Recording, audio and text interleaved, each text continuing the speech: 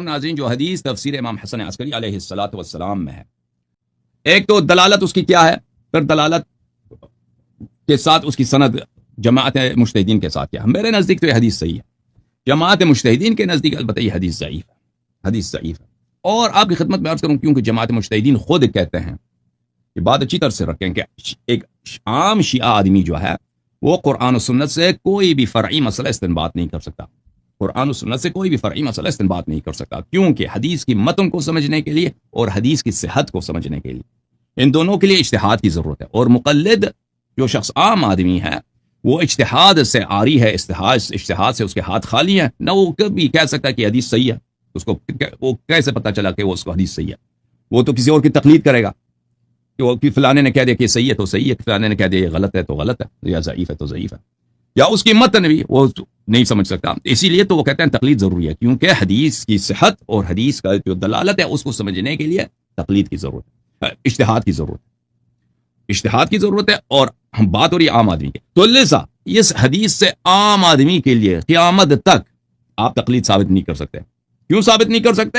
کیونکہ فرض یہ ہے کہ آدمی عام آدمی ہے، اور عام آدمی کیونکہ وہ مجتہد نہیں ہے، لہذا وہ نہ اس حدیث کی صحت کو حاصل کر سکتا ہے کہ حدیث صحیح ہے، اور نہ اس کے لیے بات ثابت ہو سکتی ہے کہ یہ حدیث کہہ کیا رہا۔ یہ بات سمجھ آئی؟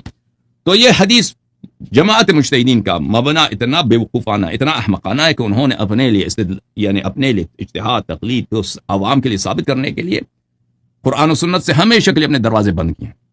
پہلی بات یہ۔ دوسری بات، اب یہ باتیں سب بکواس ہے جماعت مجتہدین کے، ہم ان باتوں کو نہیں مانتے، اور آپ یہ بدیہی باتیں کہ باتیں غلط ہیں۔ ہمارے نزدیک یہ حدیث صحیح ہے، مجتہدین کے نزدیک یہ حدیث غلط ہے، لیکن اس حدیث کا محتوا کیا ہے؟ اگر ہم کہہ دیں یہ حدیث کا محتوا کیا ہے، پہلے ہم اس کے محتوا پہ بات کر رہے ہیں، پھر آپ کو بتائیں گے کہ مجتہدین تقریباً سب بالاجماع تقریباً کہتے ہیں حدیث ضعیف ہے۔ اچھا، تقریباً بالاجماع، اور جو اہم مجتہدین ہیں موجودہ دور کے، حدیث کا متن یہ نہیں کہہ رہا میرے محترم ناظرین۔ اب میں نے اس کے متعلق، اس حدیث کے متعلق تقریر کی ہے اسی سیریز میں جو تقلید والی سیریز ہے، اگر آپ اس میں دیکھ لیں آپ کو اچھی طرح سے پتہ چل جائے گا اس حدیث کا محتوا کیا۔ ملاحظہ فرمائیے، یہ کتاب ہے کتاب تفسیر امام حسن عسکری علیہ الصلوۃ والسلام، چھاپ مدرسۃ الامام المہدی علیہ السلام۔ یہاں پر ملاحظہ فرمائیے، آپ کی خدمت میں صفحہ نمبر 298 میں یہ حدیث شروع ہوتی ہے۔ صفحہ نمبر 298 میں قول اللہ عز وجل، اللہ تعالیٰ کا ایک فرمان ہے، سورہ مبارکہ بقرہ میں، آیت نمبر ہے 78 اور 79۔ ایک منٹ، میں اس کو کلر چینج کر دوں۔ آیت یہ کہہ رہی ہے بھائی، وَمِنْهُمْ أُمِّيُّونَ، یہود و نصارہ میں سے کچھ ایسے لوگ ہیں جو ان پڑھ ہیں، یہود و نصارہ میں سے کچھ ایسے لوگ ہیں ان پڑھ ہیں، لا يعلمون الكتاب الا امانی، وہ تورات و انجیل کو نہیں سمجھتے مگر ان کو کچھ وہم و گمان ہے کہ تورات میں یہ لکھا ہوگا، انجیل میں یہ لکھا ہوگا، ان کو خود نہیں پڑھ سکتے، وہ ان پڑھ لوگ ہیں۔ وَإِنْهُمْ إِلَّا يَظُنُّونَ، صرف ان کے پاس کیا ہے؟ تصورات ہیں کہ تورات میں یہ ہوگا، خود پڑھ نہیں سکتے تورات کو۔ اچھا، فَوَيْلٌ لِلَّذِينَ يَكْتُبُونَ الْكِتَابَ بِأَيْدِيهِمْ ثُمَّ يَقُولُونَ هَذَا مِنْ عِنْدِ اللَّهِ۔ تو علماء یہود و نصارہ انہوں نے کیا کیا؟ تورات و انجیل کو چینج کیا۔ کس طرح چینج کیا؟ یہ حدیث اسی کے متعلق بات کر رہا ہے کہ انہوں نے تورات و انجیل میں جو نبی پاک صلی اللہ علیہ وسلم کی تشریف آوری کی نشانیاں ہیں اور ائمہ اطہار علیہ السلام کی نشانیاں تورات و انجیل میں، ان کو چینج کیا ہے تاکہ ان کے عوام مسلمان نہ ہو جائیں، شیعہ نہ ہو جائیں، تاکہ ان کے جو مرید ہیں، پیروکار ہیں، ان سے تحفے ملتے ہیں، ہدایہ ملتے ہیں، وہ مسلمان نہ ہو جائیں، شیعہ نہ ہو جائیں۔ تو انہوں نے اس کو چینج کیا ہے۔ تو جب تورات یہ پڑھتے ہیں عوام کے لیے، کیا ان کو سناتے ہیں کہ نبی کریم صلی اللہ علیہ وسلم آخر الزمان میں ایک پیغمبر آئیں گے، ان کا نام احمد ہوگا، وہ نام چینج کر کے کوئی اور نام بتائیں گے۔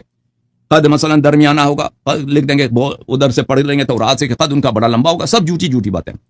وہ مثلا اس شہر میں آئیں گے، وہ کسی اور شہر کا نام لیں گے، ٹھیک ہے نا، تاکہ وہ عوام کو یقین ہو جائے کہ یہ پیغمبر وہ پیغمبر نہیں ہے، اور امیر المؤمنین علیہ الصلوۃ والسلام اس پیغمبر کے وصی نہیں ہے جن کی بشارت کس نے دی ہے؟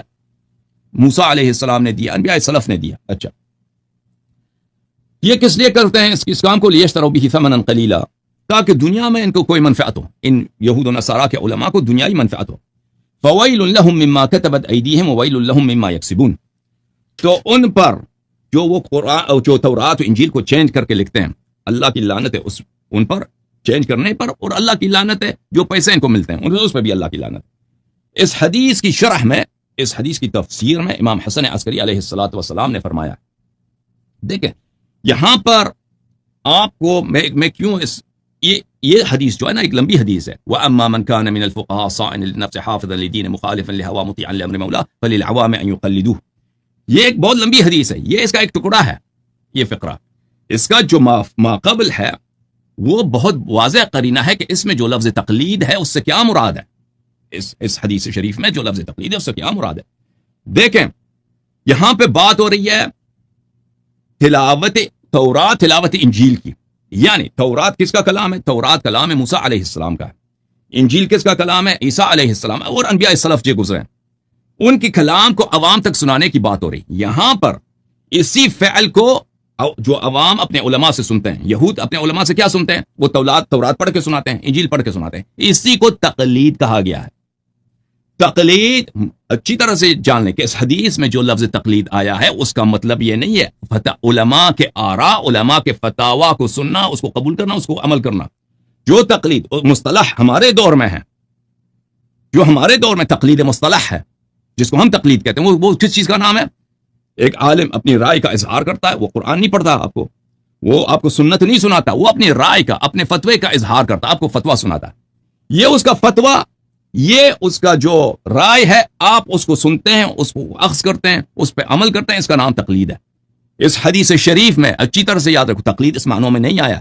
تقلید کن معنوں میں آیا ہے؟ اخذ روایت کے معنوں میں آیا کہ یعنی علماء یہود تورات پڑھتے ہیں، عوام یہود تورات اپنے علماء سے سنتے ہیں اور اس کو اخذ کرتے ہیں اور اس کو قبول کرتے ہیں. اس کو تقلید کہا گیا ہے. اخذ روایت کو تقلید کہا گیا ہے. سمجھ میں آ رہی بات آپ کو؟ یہ تقلید مصطلح کی بات نہیں ہو رہی ہے. اسی طرح تو اس لیے وہاں پر جب کہا گیا وَأَمَّا مَنْ كَانَ مِنَ الْفُقَهَاءِ صَائِنًا لِلنَّفْسِهِ، وہ مجتہد کی بات نہیں ہو رہی ہے، وہ روات احادیث کی بات ہو رہی ہے کہ کس راوی حدیث سے ہم حدیث اخذ کریں.